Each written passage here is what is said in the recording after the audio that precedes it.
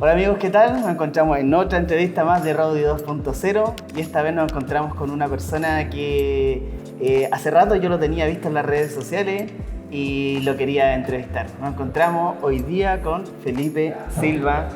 Hola chiquillos, ¿cómo solista están? de Los Bunkers. ¿Todo bien, compañero? ¿Y tú cómo te encuentras? Muy bien, muy bien. Les comento que yo soy sonista de monitoreo de los bunkers. El sonista de sala es Chalito, Eso, claro. pero yo soy el sonista de monitores. Sonidista de monitoreo, me falta agregar eso. ¿Cómo te ha tratado Concepción hoy día, compañero, en esta gira, digamos? La verdad, todo bien con Concepción. Este teatro es maravilloso. Las instalaciones son increíbles. Está todo como para que funcione. Esa es la realidad. Y claramente con el nerviosismo que significa trabajar con los bunkers que son de Concepción en Concepción. Ya, La misión local. Wow. Amigo, con respecto a lo que nos decías, la diferencia con respecto a Charlo, para los que nos están escuchando, ¿qué es un sonista de monitoreo? En este caso, el sonista de monitores de los bunkers, MOA, lo que hace es hacer mezclas independientes para cada uno de los músicos. ¿Ya? ¿Qué quiere decir mezclas? Quiere decir que si yo me pongo en un contexto escénico, el público escucha una mezcla, que es la LR, o una mezcla estéreo, que es la que normalmente, ¿no es cierto?, está haciendo un sonista de sala. Este sonista de sala es Chalo, bueno, y los músicos tienen que tener un retorno para poder ejecutar sus instrumentos, que no necesariamente es la misma mezcla LR que está en sala. Entonces lo que yo hago es, por ejemplo, Mauri tiene una mezcla muy distinta a la de Francis, y así la de Gonza, así la de Álvaro y la de Canca. Todos tienen una mezcla distinta que va de acuerdo a la necesidad y el instrumento que tocan. Cada uno tiene sus requerimientos. Claro. Y tú hablando de esta mezcla, es personalizada para cada uno y es una vez escuché a un sonidista como que esas mezclas las mandan muy en crudo. ¿O tú pasas por procesos un poco antes que lleguen a ellos? A ver, en este caso yo paso por varios procesos, entre ellos, no sé, por ejemplo, el micrófono de la Nati, el público lo escucha de una forma, acá yo lo trabajo de otra para que no se metan tanto los platos y cosas así. Hay procesos que van de acuerdo a, ¿ya? Ahora, el proceso en puntual, por ejemplo, si Mauri toca su guitarra, es una regla que nosotros tenemos. O sea, cada músico en los bunkers, entre comillas, ecualiza su instrumento. O sea, me pide que suene de una forma. Y los demás aceptan este sonido. Es decir, la batería, Cancamusa o Nati, ¿no es cierto? Es la que me dice, quiero que suene de esta forma, perfecto, ella se encarga. Ellos me piden niveles de batería, que es muy distinto. Y así el instrumento de Mauri, que por ejemplo está tocando una guitarra de 12, me dice, quiero que suene con este brillo, con estos graves, ¿no es cierto? Y que la suba en esta parte porque yo necesito, etc.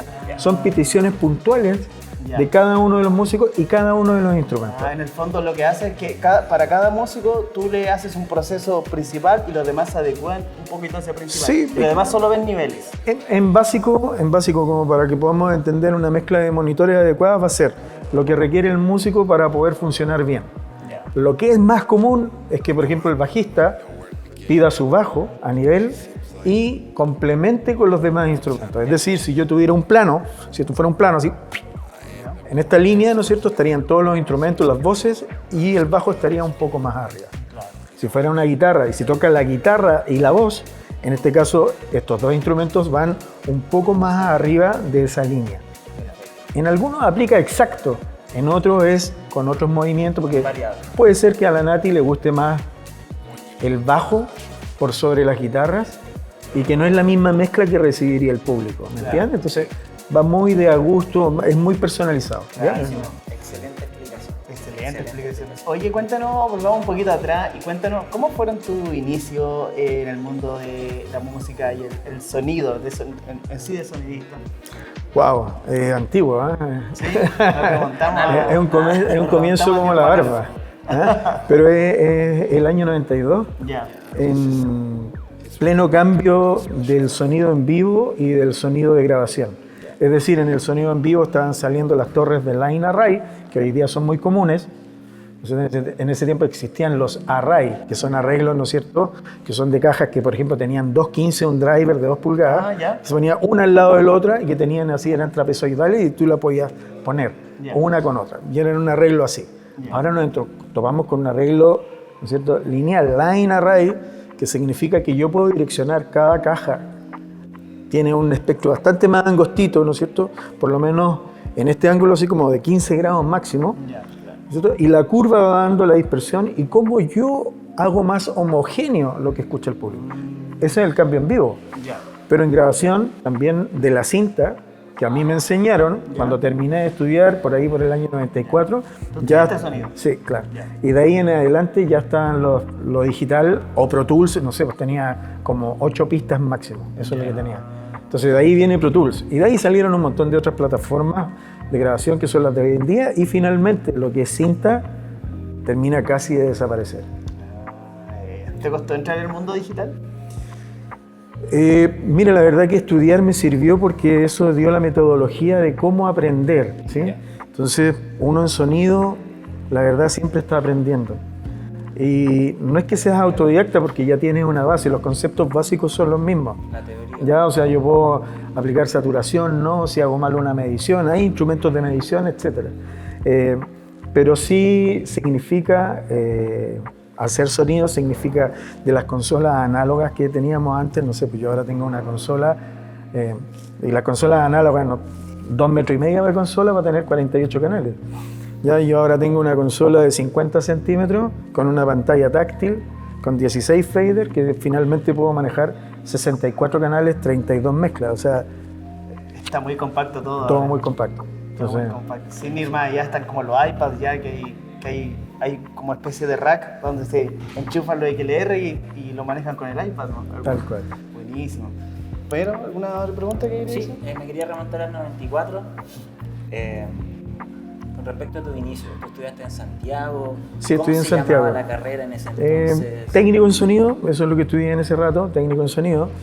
A ver, en ese rato existía en la Universidad Austral Ingeniería en Sonido, en la Chile licenciatura en sonido y en distintos institutos que estaba el BIPRO y el IEP, tecnología o ingeniería en ejecución en sonido. Yo estudié tecnología en sonido. Querido, sí, estábamos hablando de remontarnos al 94, cómo se llamaba la carrera, te pregunté un poquito por la malla curricular de las 4 casas de estudio que me nombraste, pero ¿cuál es la inquietud? ¿Qué te hizo decir voy a ir a estudiar sonido? Pero la verdad eso viene de antes todavía, o sea, yo estaba, no sé, en enseñanza básica y estaban sonando, no sé, Soda Stereo, Los Prisioneros, Charly García. A mí me tocó un poco tener lo que era el rock latino y que estuviera muy fuerte. Entre ellos, por eso te digo, grandes íconos que en ese tiempo eran música que estaba sonando. Sí. Michael Jackson, por ejemplo, también, ¿no es cierto? O sea, era como que eso es lo que estaba sonando.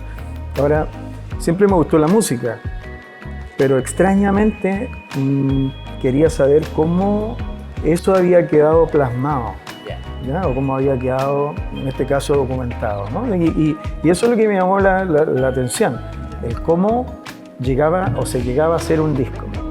Es como el clásico del niño que abre el juguete para saber cómo es. Sí, la verdad que sí. Curiosidad. Sí. Entonces su curiosidad partió un poco quizás como por el tema de grabar un disco, Claro. además de estudio. O sea, lo mío partió por la parte de grabación, en donde nunca pude tener una práctica. O sea, en ningún estudio me aceptaron cuando yo salí a pedir práctica.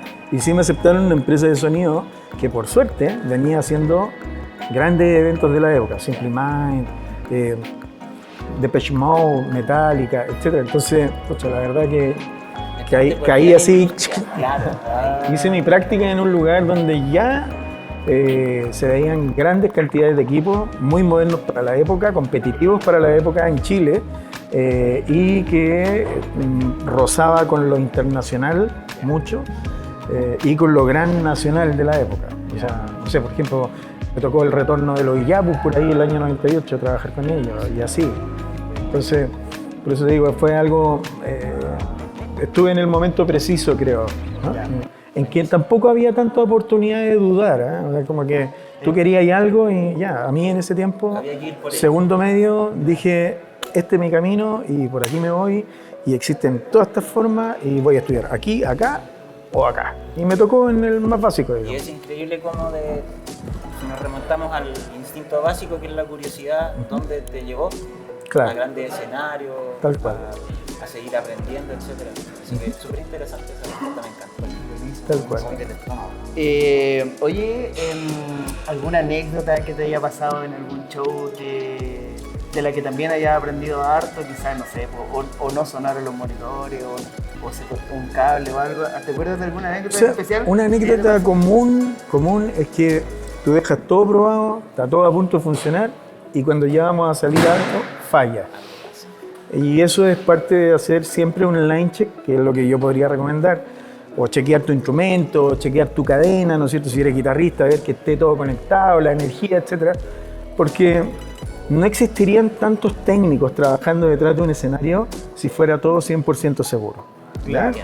¿Ya? Entonces, en el fondo para mí es eso. La mayor anécdota es que cuando te confías, pasa. Probablemente va a pasar algo. Confías, pasa. Y eso me ha pasado con todas las bandas que te pueden imaginar. O sea, atento. Yo trabajo actualmente con los Bunkers, con Lucibel, con Nicole, y así te podría nombrar que me pasaron cosas con Iyapu, con Quilapayún, o sea, no hay una época ni la tecnología que asegure que nada va a fallar. Claro, la idea siempre es aminorar esos problemas, Por ¿no? supuesto. Es tener un plan A, un plan B y un plan C para todo. Siempre. Van a pasar, pero siempre la idea es minimizarlo todo, ¿no? Eso es en el trabajo de un técnico. Claro. Prevenir. Prevenir y solucionar. O sea, un buen técnico es aquel que previene y soluciona, no es aquel que solamente previene, porque finalmente, si te encuentras con un problema, le falló el micrófono al artista principal y no tiene un spare, o no lo supiste cambiar, o no supiste, en el minuto hay veces que tú puedes tener un trabajo que es bastante más acotado y pobre y tienes un puro micrófono, entonces tenés que solucionarlo con ese mismo, o sea, como mover la antena, se salió el cable, se desenchufó, etc. Tú lo arreglas. Ese es el punto principal. Poder solucionar. Resolver. Yo te quería preguntar, ¿tú qué le recomendarías a alguien que está pensando, así remontándonos igual a la pregunta del origen de la inquietud? Alguien que hoy en día, en el 2025, dice, quiero ser sonidista, quiero estar frente a estas bandas, hacer sonido. ¿Qué le recomendarías tú? Aparte de estudiar, por ejemplo, yo creo que la teoría. Uno se mantiene más de porfiado, digamos, como que en el fondo de terco. Porque todos podemos tener problemas de plata. O sea, si tú vas a estudiar algo que tenga relación con la música en Chile, la verdad es súper complejo decir que vaya a vivir de eso, vaya a poder mantener una familia, vas a poder, no sé, pagar una universidad a un hijo. Y hasta el momento lo he podido hacer. Y eso tiene que ver solamente con que soy porfiado, con que soy terco y con que finalmente donde uno pone el ojo pone la bala, digamos, ¿no? O sea, si tú quieres llegar lejos, tienes que dedicar grandes cantidades de horas para llegar lejos, porque no todo el mundo es tan virtuoso, ¿me entiendes? O sea, no... Y simplemente el virtuosismo no te lleva al éxito, sino que la constancia. Hay mucho virtuosismo que se pierde en el camino. ¿Ah? Yo tenía compañeros que eran mucho mejores que yo, mucho mejores que yo. Y con esto no quiero decir que yo soy mejor, pero sí fui el más terco. Eso. Y aquí sigo a mis 52 años diciendo esto se resuelve así, voy a estudiar. Entonces mis compañeros de pieza te pueden decir, así como que yo me detengo a estudiar los plugins o las distintas cosas porque no existe un stop. Claro. El stop eres tú. Sí. ¿Ya? Todo sigue evolucionando. Eso, con una pequeña cuota de suerte y que la vida te dé un empujón, está todo pasando. Oye, ¿cómo llegaste a trabajar con los Bunkers? ¿Cómo se dio todo eso para que tú llegaras acá? Mira, en todos los lugares uno puede tener una oportunidad. Si tú estás en el lugar preciso, o sea, si yo estoy en una productora donde trabajan varias bandas que en ese tiempo, no sé, Lucibel trabajaba con una productora que se llamaba Evolución, y en algún minuto, por esas cosas de la vida, ¿no es cierto?, yo me salí de Lucibel un rato y quedé vacante, y justo hubo una vacante, un reemplazo que hacer en los Bunkers. Y dijeron, oye, pero Felipe Silva, me llamaron hoy, ¿te atreví a hacer monitores? Obvio que sí, vamos. No quiere decir que fue fácil, hasta el día de hoy es así de mis mayores desafíos. O sea, hacerle monitoreo a los chiquillos es siempre un desafío. No es que no existe ese desafío.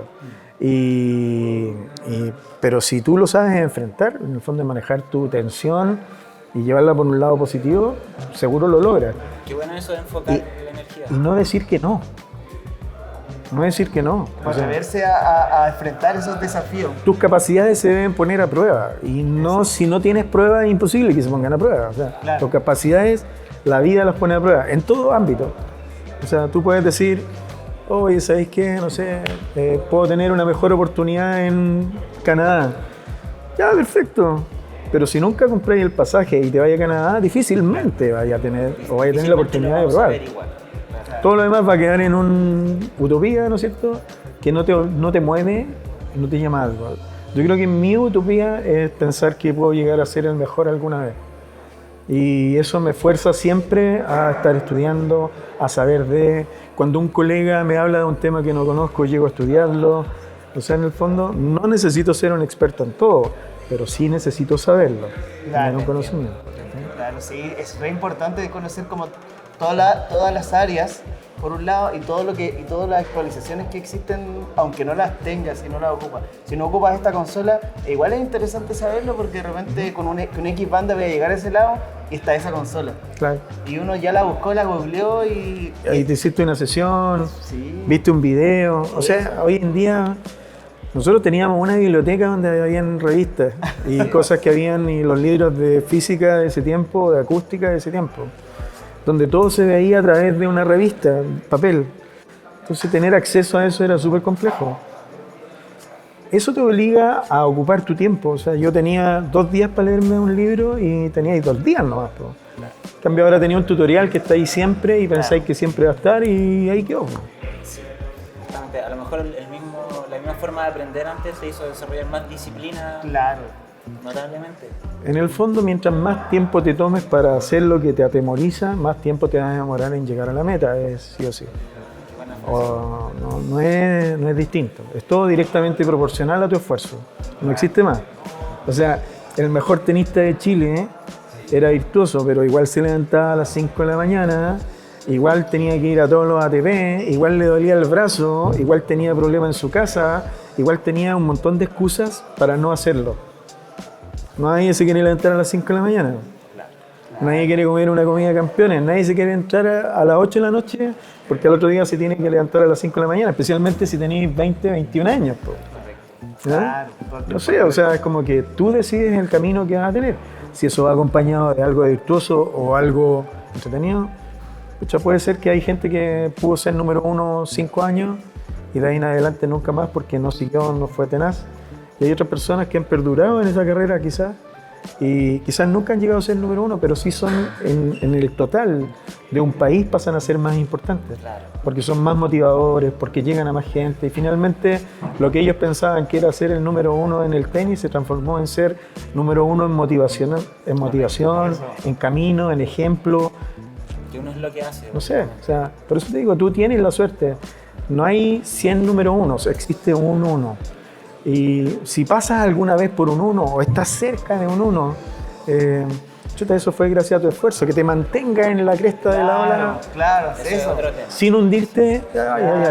¿No? Es como estudiar para el 7. No importa que no te saques el 7, pero te saques el 6.5. Igual es bueno.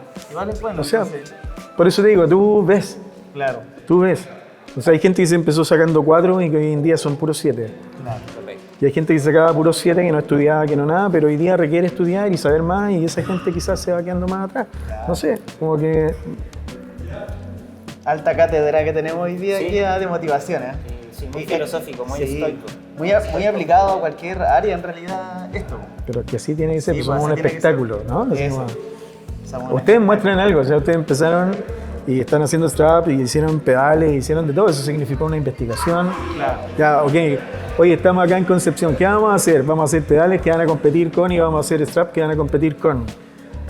O sea, si tú hubieras creído, o ustedes hubieran creído que estaba todo creado, ¿para qué hacen pedales? Pues mejor los compran y los encargan nomás. Pues. Claro. Así es. Pero está en el atreverse. Aquí es Will Straps el maestro aquí de los... Pero creo que va directamente proporcional, o sea, tú estás en lo que estás por tu tesón. Quizás empezaste con una idea y vas a terminar con otra. Lo importante es que nada te va a agotar. Así es. Oye, siempre le hacemos una última pregunta aquí a las personas que entrevistamos. ¿A quién recomendarías tú que deba estar sentado en este puesto y que deba traspasar toda su sabiduría? Y creo que ustedes lo pueden conocer. Hay un Jorge Gaete que hoy en día, ¿no es cierto?, es un Playtech y que nadie podría decir que el Playtech se lo llevan de acá de Chile para trabajar con Mon Laferte, por ejemplo. Ya, ese es Jorge Gaete. Tenemos un Manuel Castro que inventó un Tronic, ¿no es cierto?, o una forma de solucionar lo que pasaba con Tronic porque él la diseñó, él la inventó y está perfecta. Primero los chiquillos eran con Mini DAIS, ahora finalmente en Pro Tools, con secuencias, con sincronismo, etcétera. Tuvo que aprender de todo. Ahí sería un 2. Y quizás buscaría talentos jóvenes, como por ejemplo un Rodrigo Illanes, un Dieguito, ¿cachai? Que por ahí anda con Princesa Alba, que son valores increíbles y creo que tienen las mismas inquietudes de las que te estoy nombrando y tienen el mismo tesón y van a seguir adelante. Y seguramente son el reemplazo lógico que nosotros tenemos, ¿cachai? Con Chalo, etcétera, que somos un poquito más viejos. Somos 20 años de diferencia, ¿cachai? Entonces, va a llegar un momento que nosotros vamos a decir, ¿qué? Y ellos van a estar cruditos, ¿cachai? Como que eso.